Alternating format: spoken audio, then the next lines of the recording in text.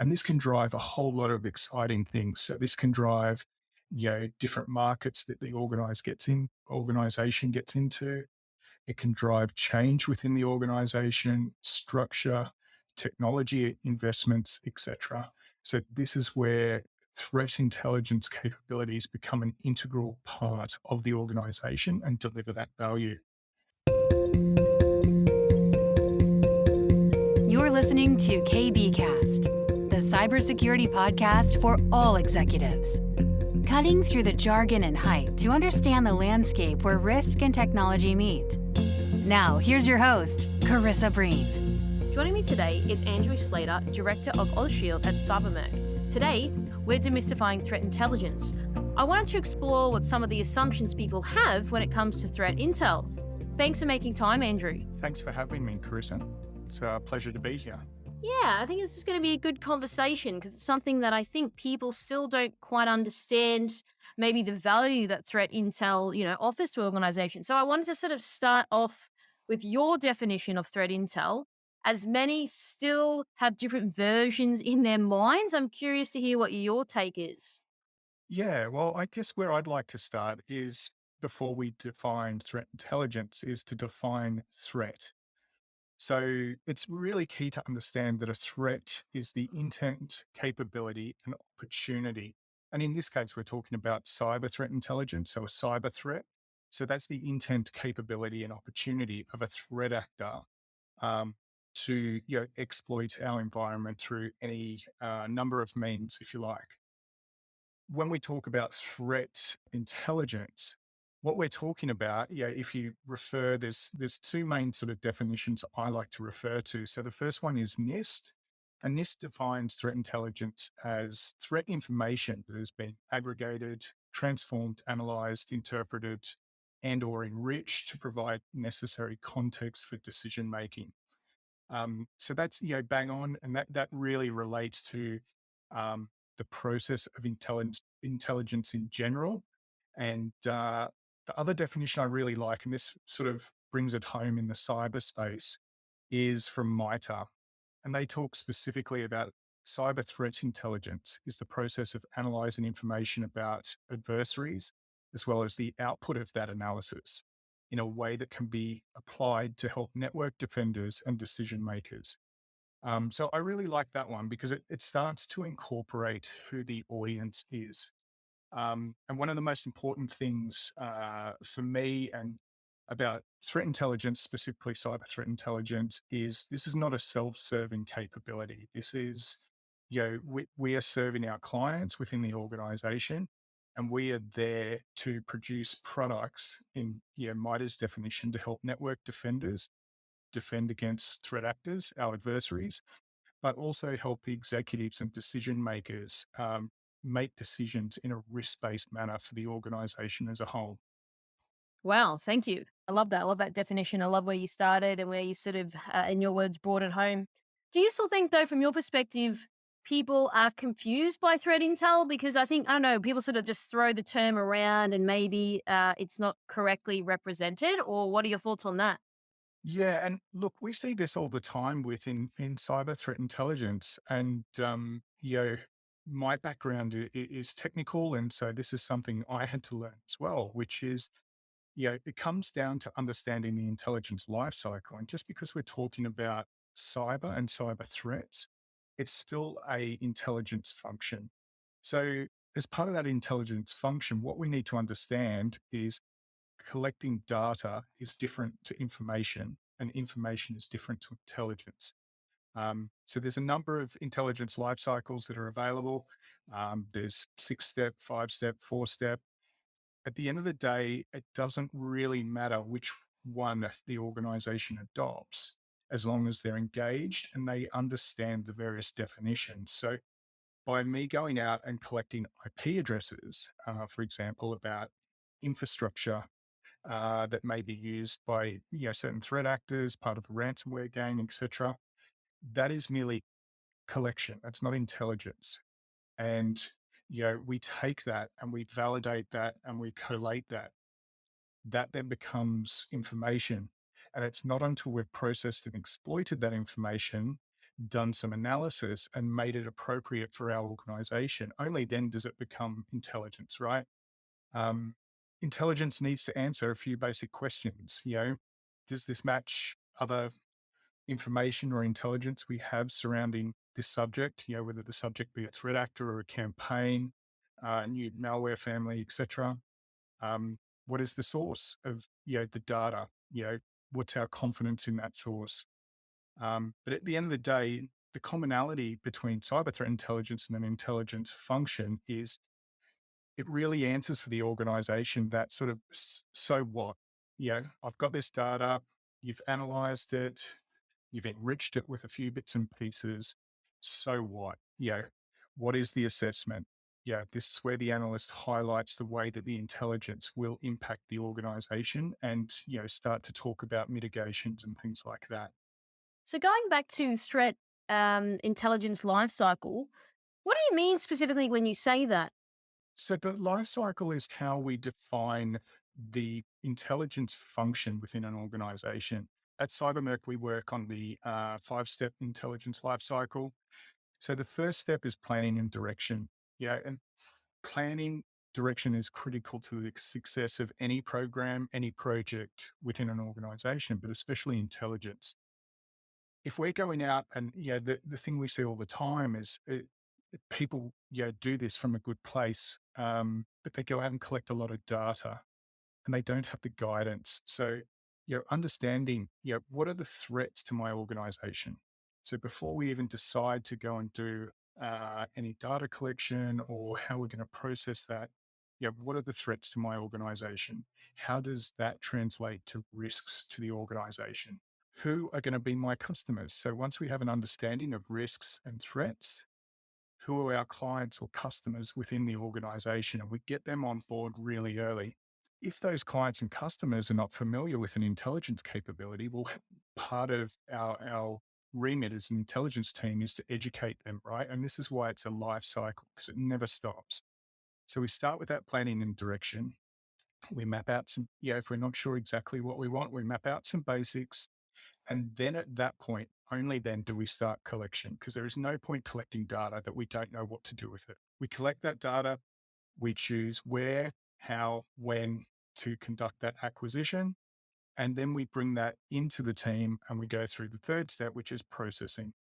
This is where we validate and evaluate the collected data to make sure that it's useful and relevant to what our customers need. The next step from that is analysis and production. And this is where it ties straight back to planning and direction. Within planning and direction, we're helping guide our clients if they don't know, but basically this is where we're defining the intelligence requirements of the organization. Analysis and production is where we're producing those products for those various clients. And those products can vary widely. Some of those clients, we might have the vulnerability management team as an example, and they want near real time flash reporting on new critical vulnerabilities that they need to go away and action. Whereas executives might more want a more strategic level report that allows them to do long-term trend analysis and future forecasting. The last step of the process is dissemination and feedback. This is where we get those products in the right format to the right people at the right time. But most importantly, feedback. It never finishes. So particularly when we've got high numbers of staff rotation within organizations, which is something that everyone suffers from, um, changing business requirements, changing in the threat landscape, change risks, that feedback is really imperative to feed into planning and direction so we can adjust the intelligence requirements, adjust our collection and processing and our production as needed to ensure that the intelligence products that we're producing remain relevant for our clients. Wow, thanks for sharing that. I think that, yeah, sheds a lot of light and fidelity on what that means in terms of the life cycle. There is a couple of questions that I have, but one of which sort of came to mind is when you spoke about like collecting data and information, like you said, like IP addresses, right? So there's something, and I mean, you would probably know this more than I would, but threat intel versus like OSINT or open source intelligence. I think there are people that claim they do threat intel, but in fact don't. So it's just merely open source intelligence, right? So I think that sort of lends itself to what you were talking about before around just, collecting information and like that data that already exists on the internet. Can you sort of talk a little bit more about, are people doing this? And if so, why are people trying to claim OSINT as threat intel? Yeah, that's a really good question, Chris. And I guess this really comes back to definitions as well. So I sort of want to split this in half, if you like. So um, for any listeners that haven't heard of the term OSINT, that stands for open source intelligence. So when we start to define this, open source is a type of data collection. So when we're talking about, in that intelligence life cycle, we're talking about data collection. Data collection covers many things. So from an open source perspective, this might be Twitter feeds, blogs, other social media platforms, GitHub repositories, etc. So they're open source in that anyone can access them. Sometimes you do need to authenticate, but there's no commercial barrier to entry, or vouching for someone or things like that. You can register for an account and get access to those data repositories. Collecting data does not qualify as intelligence. As we sort of said before, data, it doesn't equal information, and information doesn't equal intelligence. So collecting data from open source repositories is exactly the same as a threat data feed is not a threat intelligence feed. Threat intelligence or cyber threat intelligence and open source intelligence, by definition, are intelligence capabilities. So these are true intelligence programs run within organizations with skilled analysts, etc. So they go even OS int teams, or OS int capabilities within a broader intelligence team. They will still have an intelligence lifecycle that they follow. They have an understanding of what the threats are, what the intelligence requirements are, what the priorities are, who their clients are, and when they collect that open source data, what intelligence products they're going to produce. We're seeing, time and time again, open source is a highly valuable source for data, both for cyber and other intel requirements. We don't have to look too far to see things like the Missing Persons Hackathon, which is run in Australia. Fantastic event where experts and enthusiasts come together to acquire and collect open source data about missing people. Now, they're not doing OS int. It's not an OS int capability in full, right? They're doing that collection. Maybe they're doing some processing in there.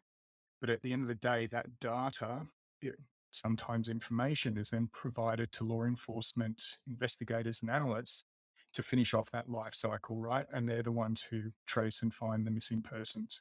Wow. No, I think that makes so much more sense now. Do you think, though, as well, that there are people out there, and I'm not speaking badly about it, I'm just curious to know, are there companies out there saying we do threat intel, but they're not really, or they're just collecting real basic like IP addresses? I think a lot of that goes on. Cyber threat intelligence, like any technology, whether in cyberspace or not, gets heavily influenced by vendors and marketing and the rest of it. So people will often think that they're getting intel when they're getting technical IOCs or, things like in your example, Carissa, IP addresses without any additional context or evaluation.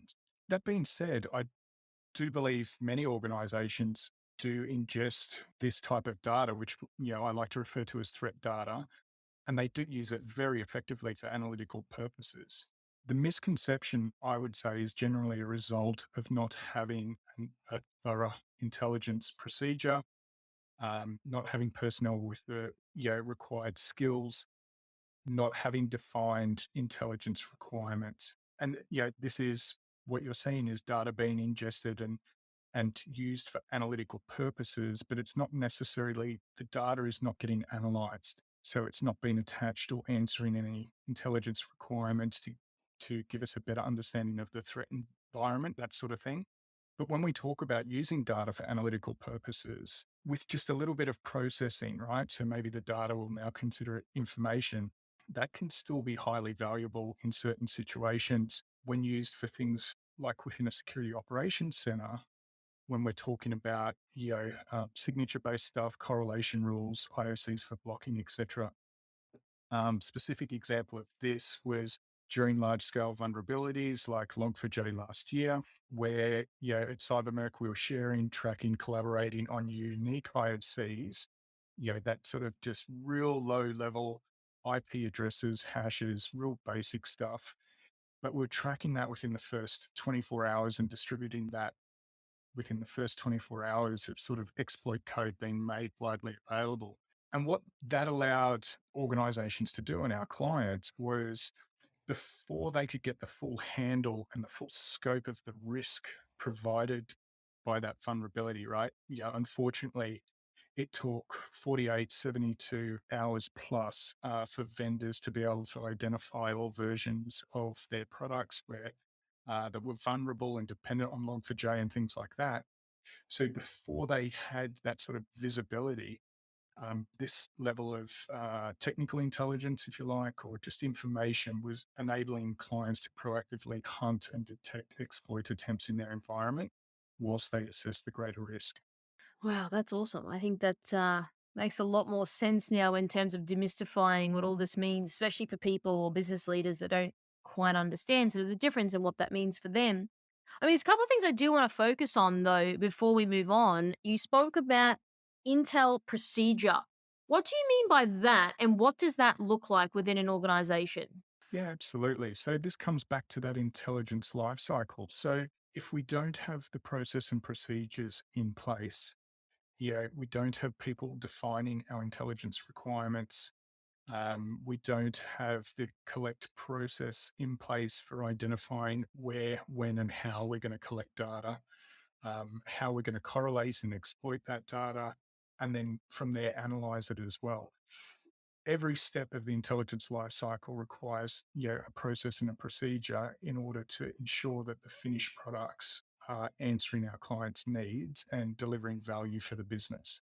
So I want to sort of value, that's an operative word. Now, there's something that was often spoken about in the industry, which is like people often say, like, yeah, let's just like get some intel or getting intel. But then do you think that many organizations in your experience just have data that they then do nothing with? Because we always talk about like adding value, but like what does that actually mean? I mean, I know that I just asked you two questions, so feel free to answer them as you please. Yeah, well, it comes down to that definition, right? But yeah, when does data become information and when does information become intelligence? So, and as I just sort of spoke about, it can be a little bit murky because intelligence isn't just one form. And so, four levels of intelligence that we follow are tactical, operational, technical, and strategic. So, when we're talking about, it's not intelligence, it's just data with just a little bit of correlation, context, color, and enhancement, if you like, that can become technical intelligence. Now, technical intelligence has a short time to live and is considered fairly low level from a value perspective. And the reason for that is these technical in pieces of intelligence are normally considered like highly specific indicators of compromise or IOCs. So when we're talking about this, I like to refer back to a thing called the pyramid of pain. And the pyramid of pain is how we define what's easy to detect, but also what's hard to detect and what's easy for a threat actor to change versus really, really hard to change. So if we start at the bottom of the pyramid of pain, down the very bottom there, the easiest to detect, but the most trivial to change is hash values, right? So if we are running some correlation detections, some signatures based on hash values, that's quite easy for us to detect. However, it's trivial for a threat actor to change. Yeah, they can just recompile that very quickly and it's got a new hash value. All of a sudden, the same threat actor using the same malware will bypass that sort of signature based detection. Moving up, and I don't want to sort of dig into every single one of these too much, but above hash values, we have IP addresses. Once again, they're quite easy to change, quite easy to detect. um, Domains, URLs, etc. Once again, fairly simple. Once we start getting into, network communications and post-based artifacts that are leveraged by, for example, a piece of malware, this is where things start to get a little bit harder to detect and a little bit harder for the threat actor to change. Above that, we have tools, and the final at the top of the pyramid of pain, which is, the nirvana we all want to achieve, is TTPs. So these are tactics, techniques, and procedures, which is a military-based term, but we use this within cybersecurity for a variety of things, particularly in the MITRE framework. It's all built around TTPs. So you have your high-level tactics, lower-level techniques, in a lot of cases, sub-techniques, etc. So if we can identify through an intelligence program threat actors that pose a high threat and therefore risk to the organization, and we can identify their TTPs. That makes for a long-term capability for detection, analytics, etc., within the organization to reduce that risk. You'll see some sort of TTPs will be very technical focused, but at the end of the day, behind that is a human being, and we're all human and we all have our idiosyncrasies. And it's really, really hard to change some of those. So, when we're profiling threat actors and we're looking at doing things like tradecraft analysis of particular threat actors, we start to try and map out their pattern of life. So this can be any number of things. What time was the code compiled? What language pack was it compiled in? Where is how are certain values are written within malware, things like that. And over time, you can see these patterns emerging, and that's how you'll see a lot of intelligence analysts start to be able to attribute certain bits and pieces to certain threat actor groups. When we do this analysis over time, this is where things become much more valuable to the organization, because we're starting to collect important intelligence products over a period of time. And so we're mapping out the so what to all of these threats to our organization. And that's when threat intelligence starts to become strategic and starts to get engagement with the executive board. And this allows them to understand the risk over time, the change in the threat landscape, the change in threats to the organization. And this can drive a whole lot of exciting things. So this can drive, different markets that the organization gets into. It can drive change within the organization, structure, technology investments, etc. So this is where threat intelligence capabilities become an integral part of the organization and deliver that value. The more value you deliver, the more engagement you get from your clients. So it just comes back to that intelligence lifecycle. We get more feedback, we get more engagement at planning and direction, we produce better intelligence products, so on. Thanks for that. I think, yeah, there's so many questions going on in there because I've come from a reporting and analytics background myself around, yes, having the data, but then what does that data mean in terms of insights? So one of the things I sort of want to understand from you, Andrew, is there's a few things that you've said in the course of this interview. You said data, but no guidance. So what does that then mean? And do you think that is that just sort of saying, oh, here's a bunch of screens and a sock and here's all this data, but that doesn't really tell us anything. It doesn't really tell us a story. Is that what you mean by that statement? Absolutely. Absolutely. The products we produce, they tell the story, right? So what are my organization's intelligence requirements? Um, this shouldn't be driven by the threat intelligence team, whether it be cyber or a physical threat intelligence team or any other intelligence team. This needs to be driven by the business. It needs to be focused purely on risks. So those risks give us an understanding of the threats, and the threats drive our intelligence requirements. So the sort of questions we should be asking internally, we should be from the threat intelligence team, we should be asking the business, what are your intelligence requirements? That'll drive our life cycle. That'll drive what is collected, how it's processed, and also the required resources, and what end products will be produced and how. One of the things that you said, Andrew, which was interesting, is you said a lot of these requirements shouldn't be driven by the Intel team. It should be driven by the business.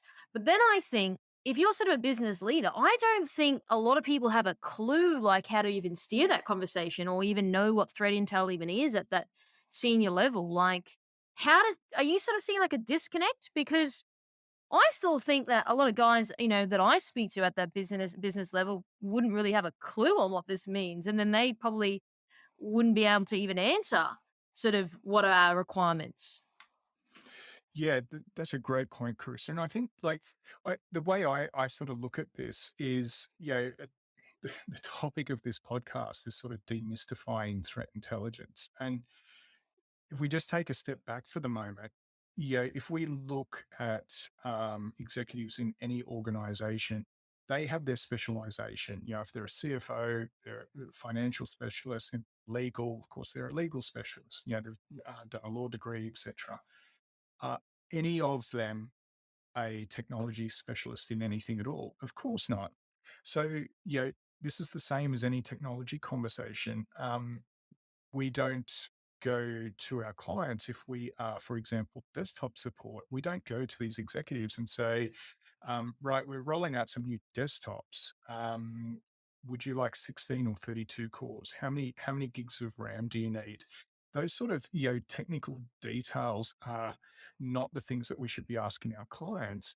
However, we shouldn't be forcing the technology onto them either. So there needs to be that consultative engagement, which can be fostered in a number of ways. Training and education is very, very important. So we don't need to turn our executives into intelligence analysts, um, nor do we need to go into vast amounts of detail about the different data sources we collect and what OSINT is and other bits and pieces. But what we need to do is educate them on what an intelligence capability can provide. Then working with other areas of the business, get them to have an understanding of the high level threats and risks to the organization. At that point, they will be able to start getting an idea of here are the questions that I need answered. And I need the justification behind it. That so what, that assessment, right? Once they're in that position, we're then in an ability to start building out the intelligence lifecycle, start to define where we're going to collect from and what products we're going to produce, and of course, come back to dissemination and feedback. So, dissemination is really important. It has to be timely and it has to be actionable. And I guess this is another point we sort of haven't touched on too much yet, but when we're talking about defining, what the intelligence product should be, it comes down, and I've talked about clients a lot. So, executives are going to be clients of strategic intelligence. you know, Managerial level are going to be clients of more operational intelligence. Talking about security operations and cyber teams, they're going to be consumers of technical, tactical, and operational intelligence. But it's not just the SOC team. We have threat emulation teams. We have the vulnerability management capability. All of these people are clients from a threat intelligence capability perspective. And so we need to ensure the products we produce are appropriate for them. But more so, just like a security operations center, there's no point overloading them with information, or more to the point, back to being actionable. There's no point producing threat intelligence that's not actionable. So it has to be that risk-based approach. And unfortunately, we can't action everything all the time. Um, quite often we go into smaller organizations and they say, "Oh, I'm so jealous of a large organization. We've only got a team of 10. I heard this organization has a team of 100." We then go into that larger organization with a team of 100 and they say, "Oh, we might have 100, but we're so understaffed," right? Like no one ever has enough people. So we need to focus down on what we can action. So if I'm a business leader or executive and I've got a threat intel team, what should I be asking? Like just to start, like things that come to mind. So if they've got no idea and they're like, look, I'm aware that we're paying for threat intel capability, whether it's internally or externally. Where should people be starting that conversation to ask the right questions? Yeah. So um, this is a really interesting one because historically, in a lot of organizations, even if there are teams producing threat intelligence, they didn't always start with planning direction within the life cycle, right? Um, so I think the first point to start at is, what are the threats to my organization? What are the risks to my organization? Once that's understood, what are the capabilities within my organization and within our threat intelligence teams as well? So, what technologies do you have at hand?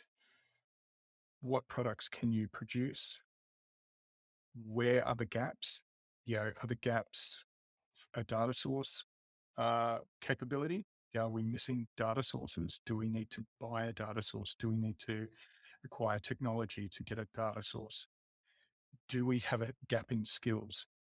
If we do have a gap in skills or a gap in capability, what organizations can we partner with for things like this? Within cyber threat intelligence, the last sort of 24 months, threat intelligence sharing is becoming a much more popular conversation. And we're starting to see things both privately from what's called an ISAC, so an Information Sharing and Analysis Center. So this is a group of organizations that come together to share and collaborate on threat intelligence. So we're seeing ISACs becoming more popular, particularly in Australia. We're seeing threat sharing platforms popping up, and we're also seeing development from the Australian federal government, in particular ACSC and what they call the CTIS platform, which is Cyber Threat Intelligence Sharing. That's really covering a lot of ground now and starting to get a lot of uptake, which is really, really good. So coming back to internally making those assessments, it's it's not always about buying another product. You know, it's about, well, what can we do to help uh, gain further intelligence to reduce address those threats and reduce the risk to the organization. Training is always a big one. Training for executives, training for mid-level management, and training for people who are on the tools as well. That quite often that training and ongoing mentoring can be far more effective than investing in additional technologies. Another thing that's interesting as well that I want to get from you is you spoke before about look, we don't want to overload people with information, right? We got to find that sweet spot. What is that sweet spot? What can you respond to at the end of the day? Um, it's no Cyber threat intelligence is no different to a security operations center. You know, there's no point having all the alerts in the world, even like we're not talking about false positives here, but there's no point in a security operations center generating 200 alerts a day if you can only respond to 100. So once again, we have to prioritize our workforce. So rather than trying to do too much, because what will happen then is you'll start to shortcut the life cycle, right? So the intelligence capability of the organization. Producing more data does not mean producing more value, or producing more products does not mean more value. Don't shortcut the intelligence life cycle. Continue to take time to understand the threats to the organization and your client's needs. As part of this, what's equally important is understanding your environment. We see this all the time with vulnerabilities. You could see a vulnerability disclosed that has a quite high CVSS, which is Common Vulnerability Scoring System. But if you have an understanding of your environment, you might understand that that isn't necessarily a high risk threat. The system that's vulnerable in your environment might be somewhere, way down the back of your environment. It doesn't have direct internet access. So, we come back to the definition of a threat, which is intent, capability, and opportunity. Well, we've got two out of the three, but there's no opportunity. A threat actor has a very, very low chance of accessing that system. So therefore, it's more appropriate for me to focus my resources in other areas which potentially are a much higher risk threat to the organization. Back to the point about, don't shortcut the life cycle.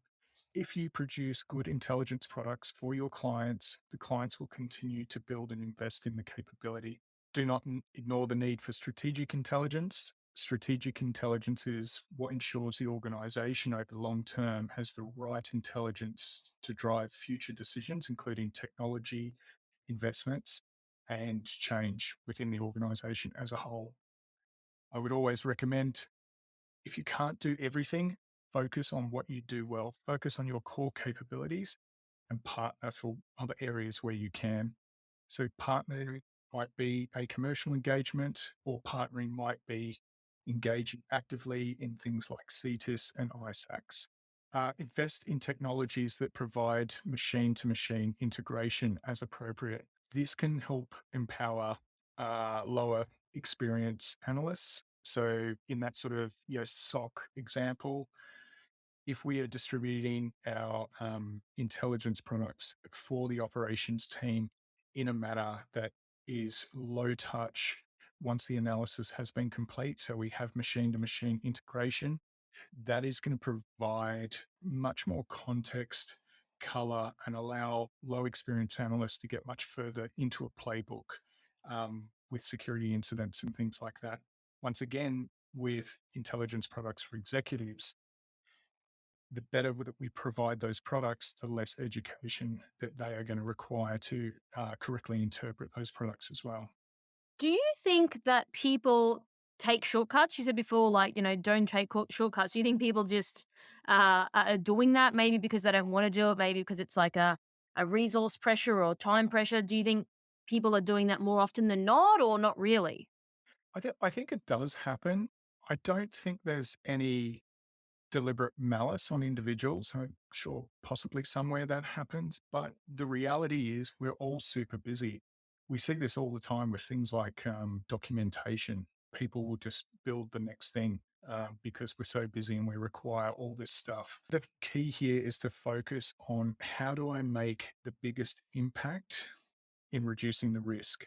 You've got technologies out there like threat intelligence platforms, which are extremely valuable assets. And I talked before about that machine to machine integration. That's a prime example of a technology that can provide that integration and allow a lower experienced analyst to go much further, right? But going down the path of a tip, a lot of people overdo it. They don't look at what's actionable. So, it comes back to containing the velocity and the volume of threat data and threat intelligence. More is not better. Focus on what you can action, what you can address, and what you can action within a timely manner. So I guess I want to sort of conclude our interview. You spoke before, like, more is not better. So would you say that people need to manage their intel overload? Like, are some people just sort of going overboard with it? Maybe it's not their intention, but maybe they just think, "Oh, I have all the information." But us as human beings, we can't really process all that information, and then as a result of being overwhelmed, we usually do nothing. So, do you think there's a bit of that that's going on in the industry, or? I think there is the potential for that to be happening, Carissa. We've seen that over the years with other areas of cybersecurity and other areas of technology. Um, all of these things need initial investment, and they need investment ongoing. And that's why I keep coming back to that life cycle. This is something that never ends. We're just constantly going through that, constantly improving. You can't just stand up an intelligence capability or a cyber threat intelligence capability and, you know, wipe your hands clean and walk away and say, that's it, we've got one. This is something that needs to be, constantly watered and fed and invested in, people trained, etc. Wow. Well, I think that there's so many questions when it goes on to talking about demystifying threat intelligence. I think that, again, I wanted to sort of bring light to perhaps some of the questions that people are asking, but also, reading things online, people have different interpretations and different versions of what it means. So I wanted to bring you on the show today to talk about what this means and how this can help people and organizations. So I really do appreciate your time today, Andrew, and thanks for coming on the show. Thank you very much for having me, Carissa. It's been a pleasure. Thanks for tuning in. We hope that you found today's episode useful and you took away a few key points. Don't forget to subscribe to our podcast to get our latest episodes. This podcast is brought to you by MercSec, the specialists in security, search, and recruitment solutions. Visit mercsec.com to connect today. If you'd like to find out how KBI can help grow your cyber business, then please head over to kbi.digital. This podcast was brought to you by KBI.media, the voice of cyber.